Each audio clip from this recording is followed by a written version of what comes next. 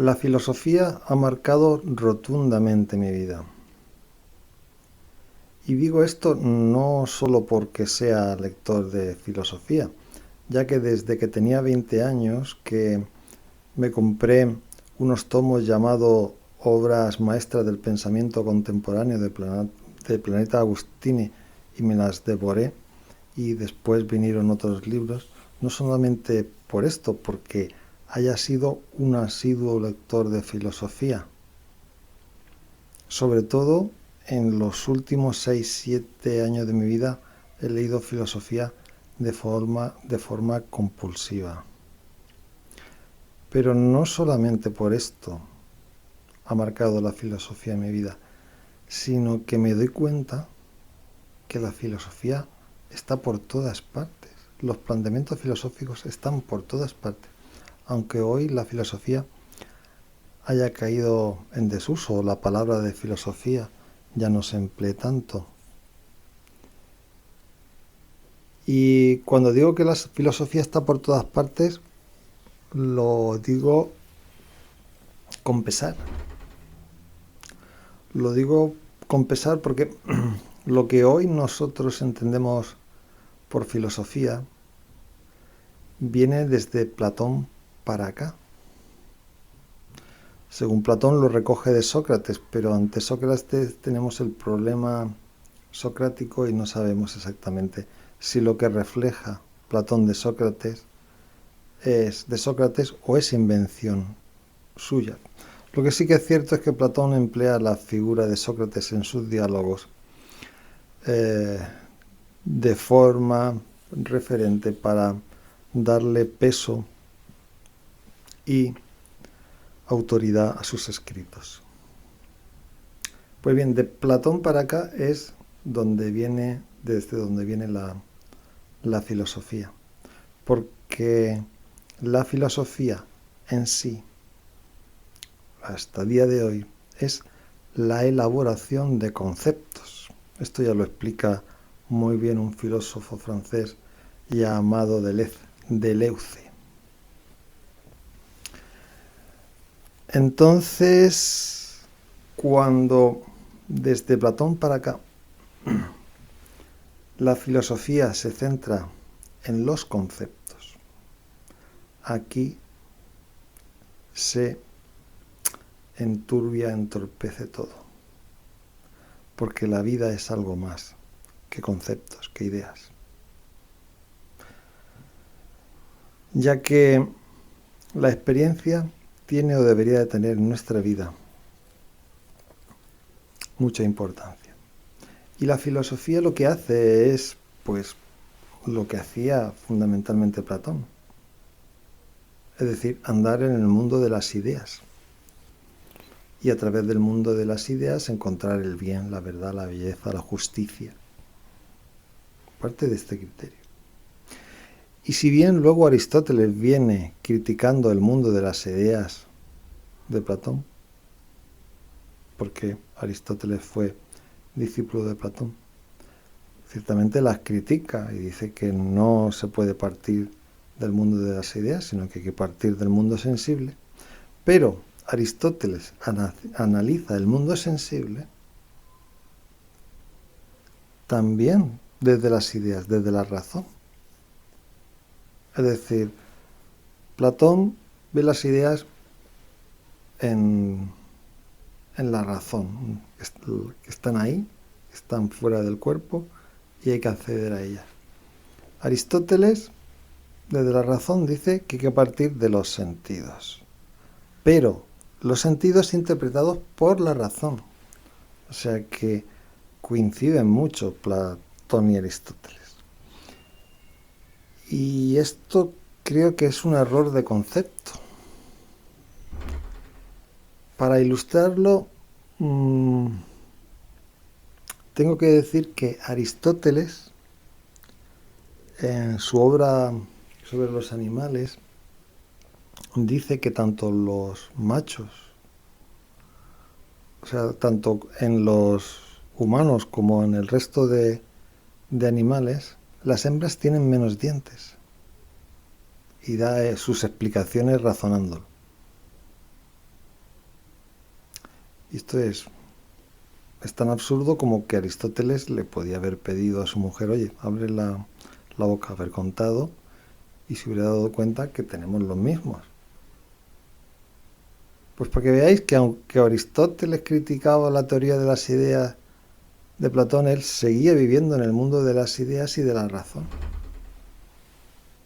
Y a través de los silogismos, de la confrontación de pensamientos, pensaba que se podía alcanzar la realidad. Por mucho que dijera que los sentidos nos proporcionan algo de información. Esto supuso, tanto Platón como Aristóteles y todos los filósofos que se centraron en ellos posteriormente, que fueron muchos, esto supuso un atraso impresionante para nuestra civilización. Hasta que allá por el 1500 y pico, pues llegaron pues Francis Bacon, Descartes, Galileo Galilei y todas estas personas, y empezaron a alejarse del platonismo y el aristotelismo. Entonces Francis Bacon es un novum organum, haciendo referencia al organum de Aristóteles, pues dice que hay que plantearse la cuestión de otra forma.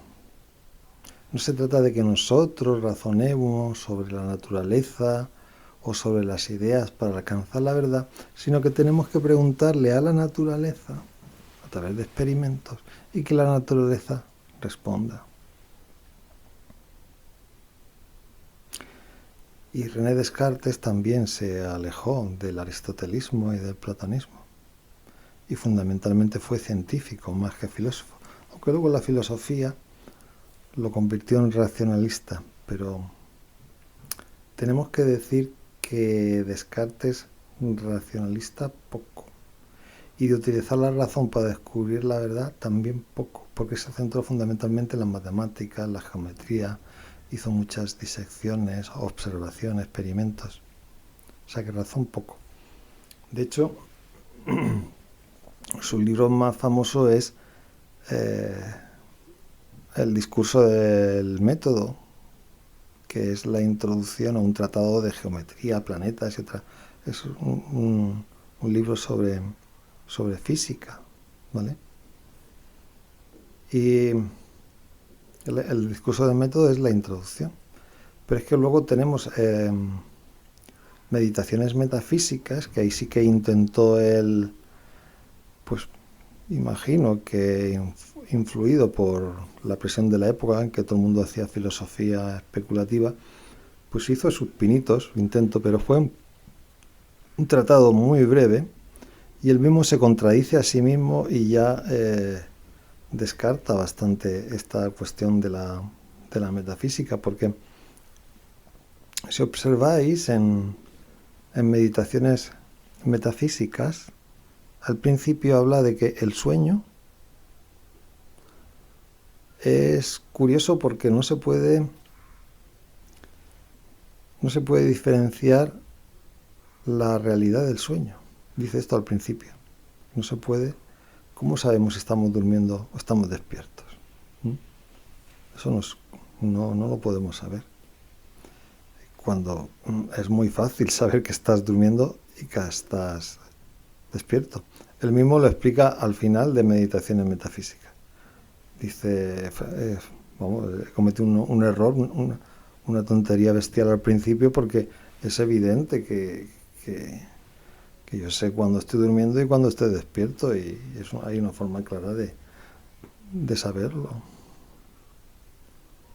Pues bien, este pequeño detalle, lo del sueño justamente al principio del tratado y lo del sueño al final del tratado contradiciéndose, anula toda la obra de Meditaciones Metafísicas. La anula rotundamente, porque si él realmente hubiera querido ahí transmitir una serie de ideas o descubrimientos, pues hubiera modificado eso y hubiera retirado la primera parte donde dice que no es posible distinguir el sueño de la realidad. Eso lo hubiera eliminado. Pero lo dejó porque se dio cuenta que no le llevaba a ninguna parte. Sin embargo, este libro, Meditaciones Metafísicas, ha traído una cola entre los filósofos increíble. Hay gente, filósofos, que se han obsesionado rotundamente con este libro, cuando Descartes no le dio ninguna importancia.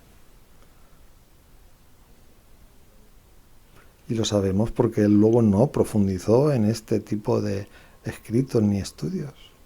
Y también porque él decía que simplemente su camino era su camino y que él lo que iba encontrando era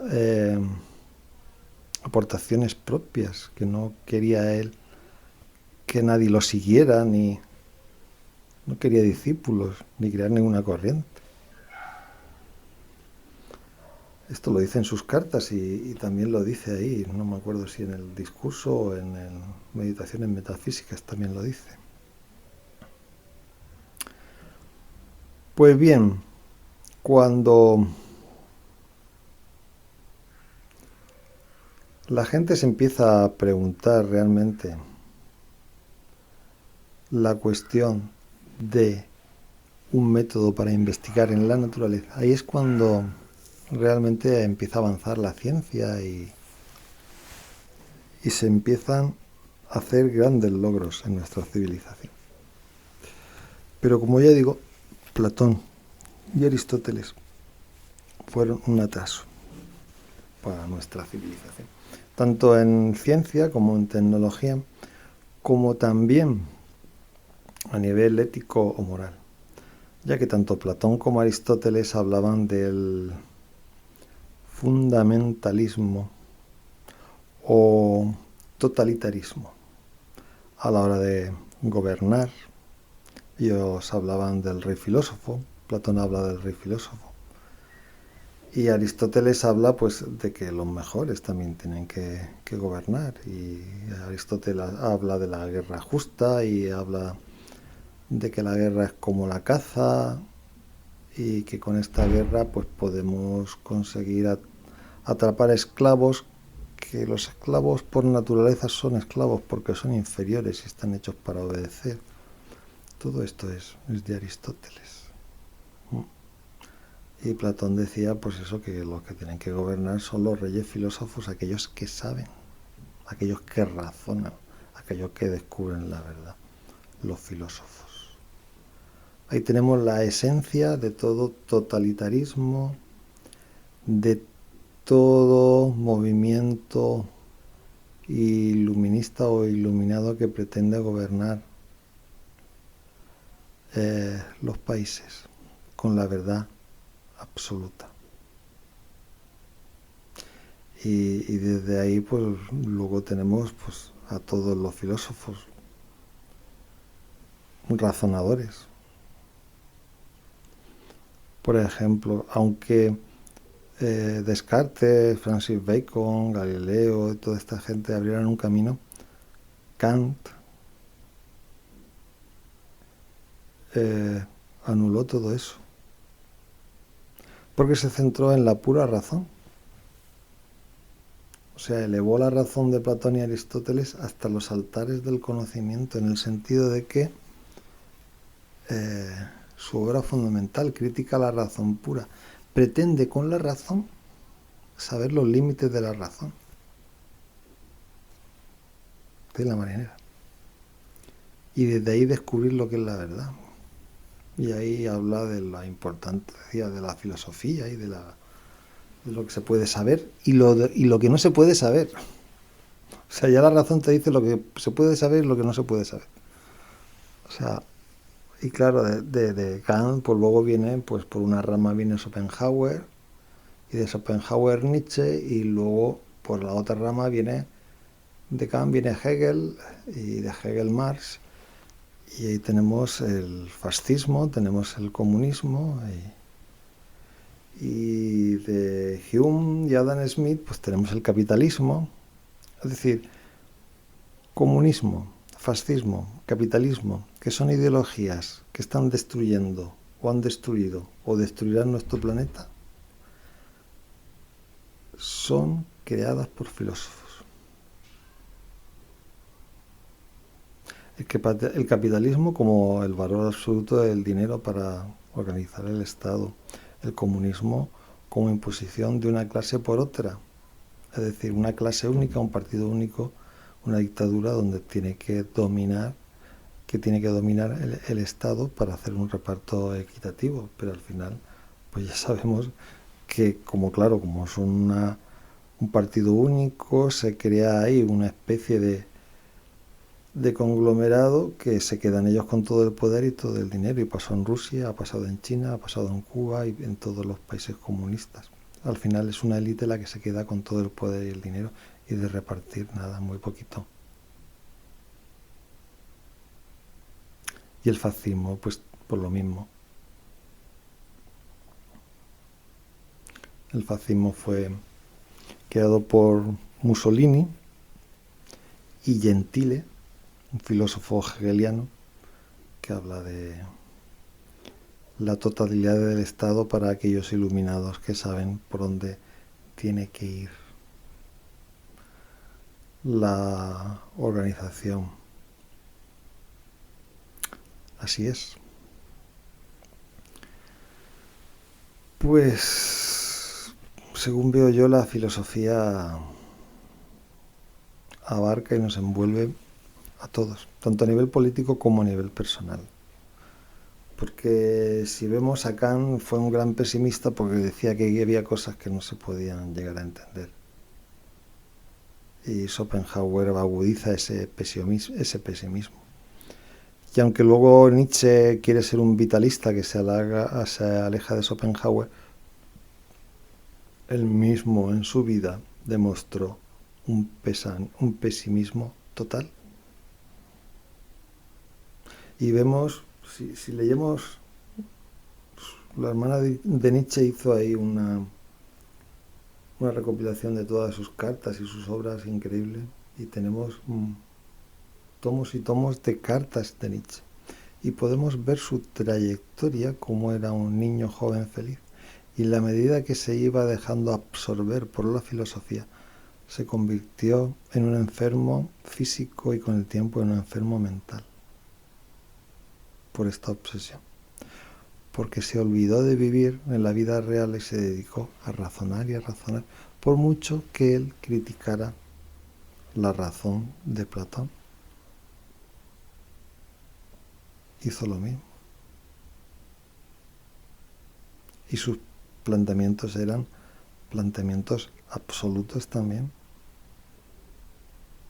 Y pretendía cambiar los valores para imponer los valores de la fuerza, y de ahí su crítica feroz al cristianismo, que consideraba una religión de débiles, y que los débiles a través del cristianismo se imponían a los fuertes, cuando son los fuertes los que se deben de imponer a los débiles. Y claro, Mussolini esto tomó nota. Y de Mussolini viene a Hitler, porque fue Hitler quien aprendió de Mussolini, y no Mussolini de Hitler. Y de ellos dos Franco también aprendió, aunque le introdujo la cuestión religiosa para tener más adeptos en España, ya que el cristianismo en España tenía una arraigambre importante. La filosofía. Ese gran despertar que tiene adormecido a nuestra sociedad. Porque mientras sigamos razonando y razonando, viviendo en el mundo de las ideas, y esto se nos transmite todos los días a través de películas, de series, de novelas, de libros, mientras sigamos sumidos en el mundo de las ideas, nos iremos dando golpes y tortazos contra la realidad. Porque la forma de vivir es, primero, nos preguntamos, diseñamos, organizamos y luego vamos a la realidad. En vez de hacer una combinación realidad y contraste y desde ahí realmente ir avanzando. Y esto está en todo, está, por ejemplo, un ejemplo muy sencillo, vamos a ver. A la hora de aprender idiomas, ¿vale? Yo conozco una persona que jamás fue a una academia de inglés y hoy sabe escribir y leer y hablar inglés perfectamente. Esta persona, siendo joven, me dijo que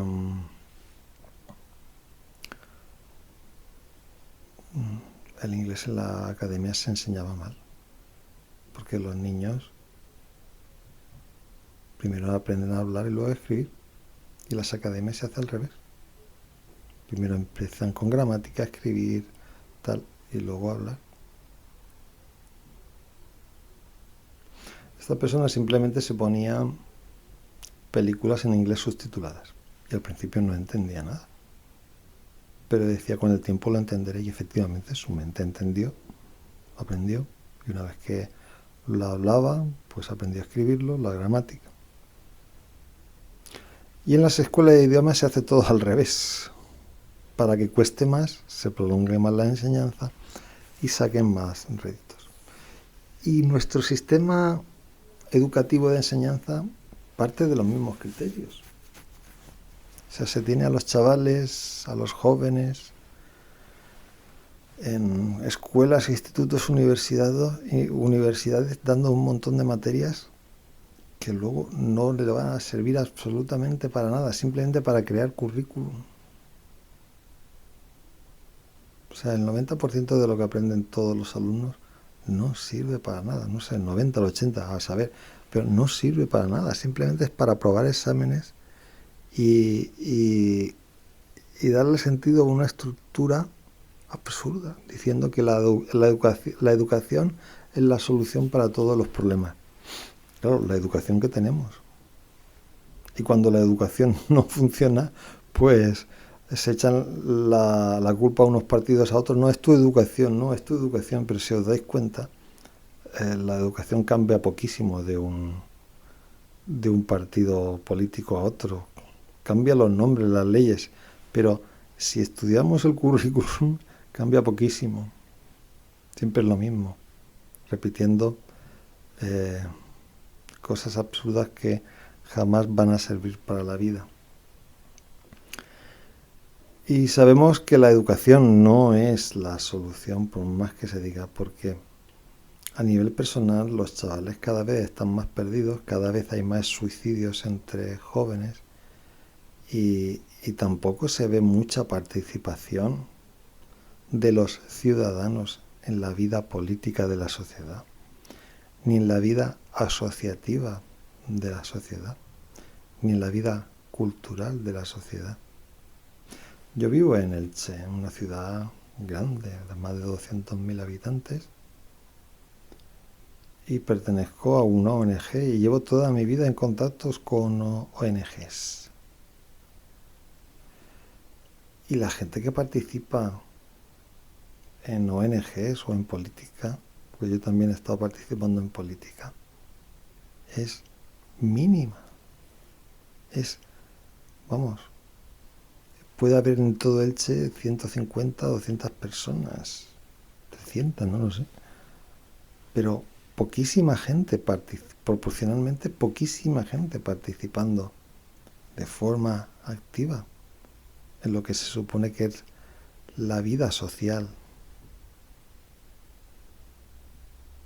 La gente se limita a trabajar para ganar dinero y luego en el ocio para gastar el dinero que gana.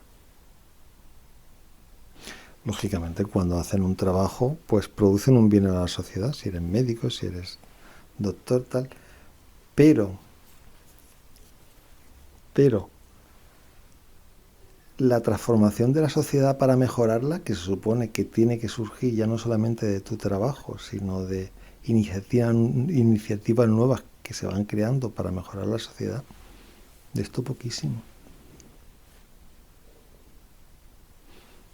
Luego, si los chavales están tantos años, desde que son pequeñitos hasta que terminan la universidad, están ahí 15, 17 años sin parar de estudiar.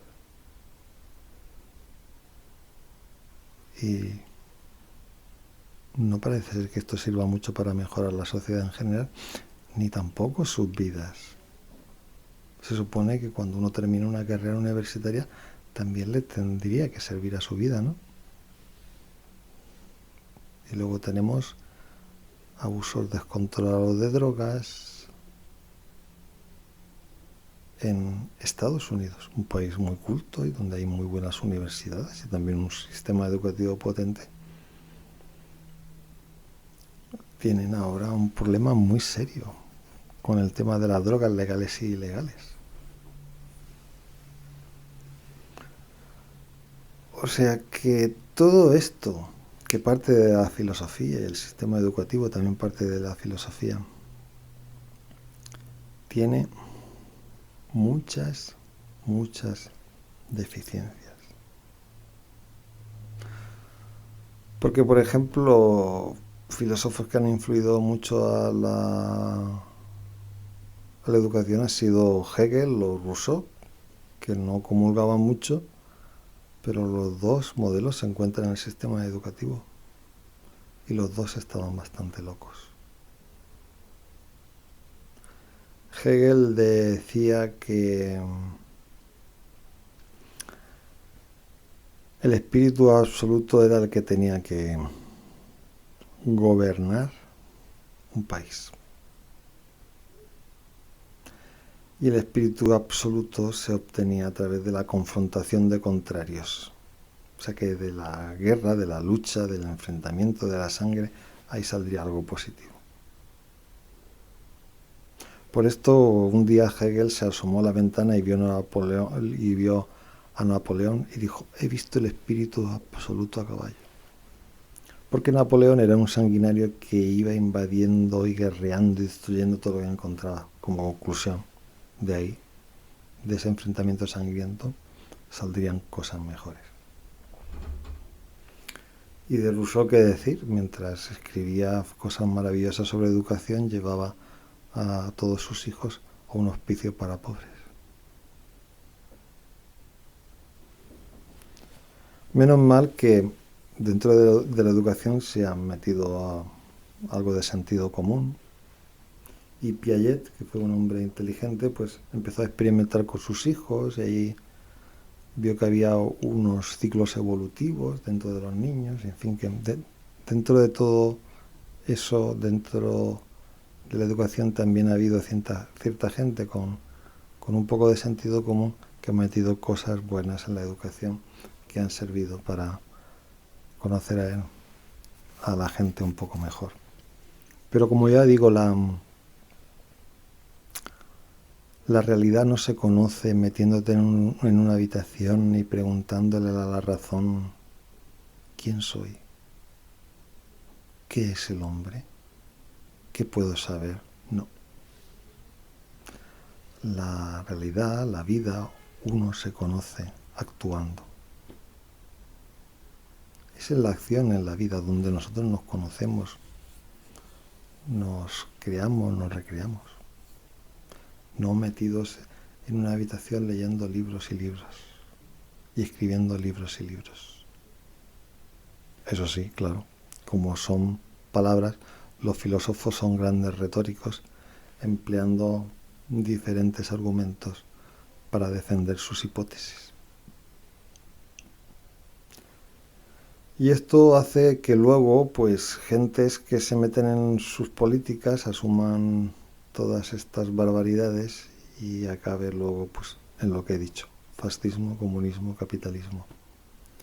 Y así vamos, a la deriva, gracias a la filosofía. En general, aunque imagino que habrá algún filósofo que alguna vez haya aportado algo bueno. René Descartes no fue filósofo, fue científico, aunque la filosofía se lo haya cogido para sí. Bueno, esto es mi humilde opinión sobre filosofía. Buenas tardes y buena suerte